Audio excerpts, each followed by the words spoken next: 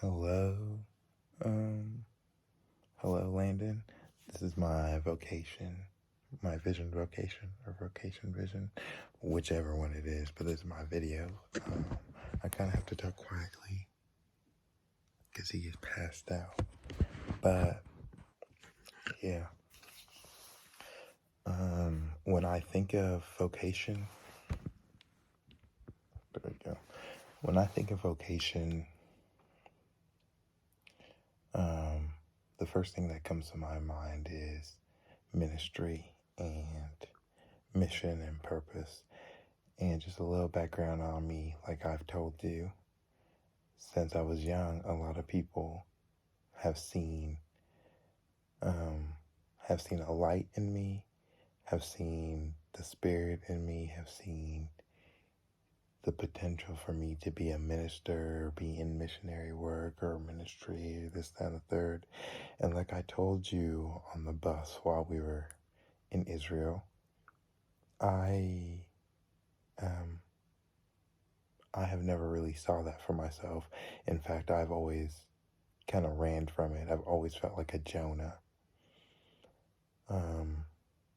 And even to this day, I still don't think that is my purpose in life. I don't think that's what I'm meant to do. But even though I'm saying that, I have realized a lot of things. I've realized that a vocation doesn't have to be ministry.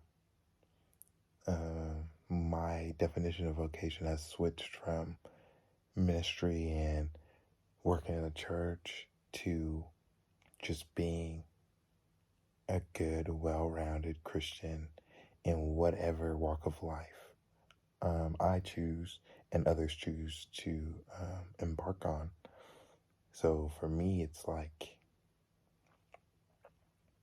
how can I reach people at my workplace? Let's say I'm an engineer. Let's say I'm going to school for business. So let's say I'm in the corporate workplace. I don't have to be in the church setting to reach people. And I think that's what I learned on this trip to Israel. I realized that Seeds of Hope, while they are teaching Christian values and Christian morals and helping those kids who are living in difficult, strenuous circumstances and conditions, they're not a Christian organization because they can't be. But they are still teaching that way. And I found that unique because my whole thing and the whole reason I was always saying no is because I really didn't want to be in charge of people's souls. That is a lot of responsibility, and I knew I fell short. But with Seeds of Hope and working with them, I realized that, like I said, it doesn't have to be in a church setting. And I found that unique. On that trip, I realized that I really enjoy working with kids. I don't know to what capacity I will be doing that in my future, and I don't know what that necessarily means for me now, but it's just something about seeing their eyes light up, seeing them be passionate about something that really makes me feel good. On top of that, I realized that I have some abilities and skills that could propel my future. I'm very good at speaking. I'm personable, and I could use the gifts that God has given me to reach not only people around the world, but people in my community and wherever I decide to settle down and start a family. Like, I could really make a difference in people's lives. Growing up in the church that I go to, I loved it. But as I have gotten older, I've realized that we have lost our vision of vocation in a sense. And what I mean by that is we have decided that tradition and the old ways are more important than reaching and saving new souls. I don't want to be like that. So for me, I want to be the type of person that is willing to meet anyone where they are at and willing to love them. Now, I've learned that loving them is not the same as enabling or supporting that bad behavior, but it's loving the person, and not necessarily their sin.